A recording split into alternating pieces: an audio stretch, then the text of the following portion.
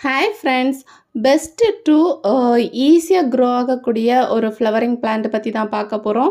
நார்மலா எல்லாருமே இந்த பிளான்ட்ஸ நீங்க க்ரோ பண்ணி பார்த்துருப்பீங்க. ரொம்பவே ஈஸியா கேர் பண்ணக்கூடியது. 2மே பார்த்தீங்கன்னா, சேம் கேரிங் தான்.